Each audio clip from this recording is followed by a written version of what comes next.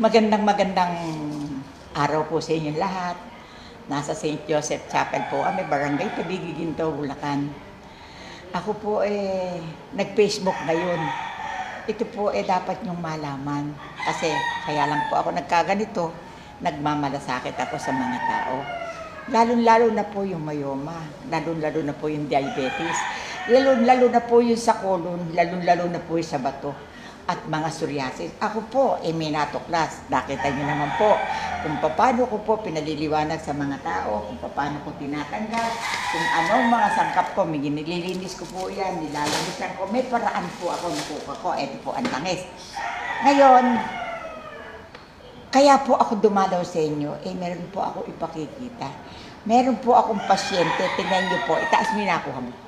Ito po ang nakuha ko sa taas mo, tabay ako. Ito po ang nakuha ko sa kanyang colon. Ito pong kanyang ibaba mo na.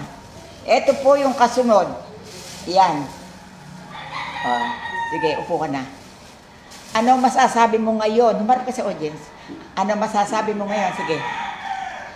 Magandang umaga po. Magandang umaga po.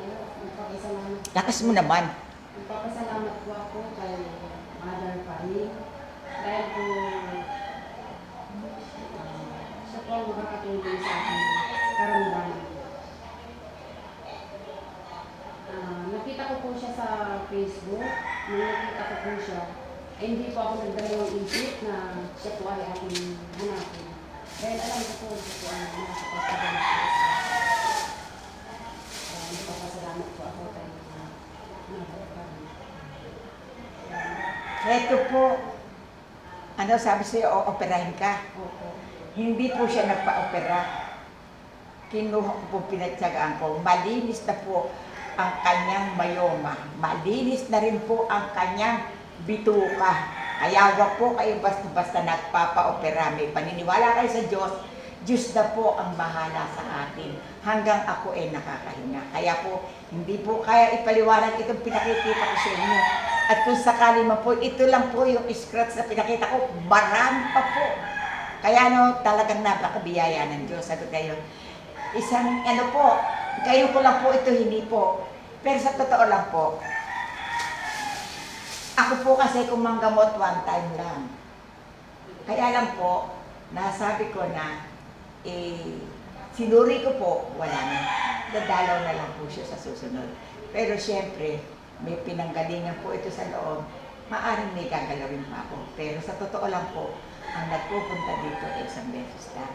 Kaya mahal na Panginoon, maraming po salamat sa mga natutulungan na pumupuntang tao dito. Ang tangi ko lang po masasabi sa inyo, wala tayong magagawa. May konti pong mga gastos to, may mga gagamitin, at meron din naman po ako sinasabugan ng mga katulong. Siyempre naman po, sinabi ko na po sa inyo, may langis, may mga gamit. Kaya kung kayo po ipapunta dito, pagkanda po kayo ng konting budget ninyo para po masunod natin ang lahat. Kaya sa ngalan ng Ama, ng Anak, ng Diyos, at ng Espiritu Santo, amen. Kami po, Amay, nagpapasalamat sa iyo. Sana po, huwag mong bababayaan ng mga taong nagdarasal. Kung para sa chapel po kami, Kaya makinig kayo. Diyos ang kausap natin. Hindi ko na pahabaan natin. Bye! Salamat po. Pasa picture.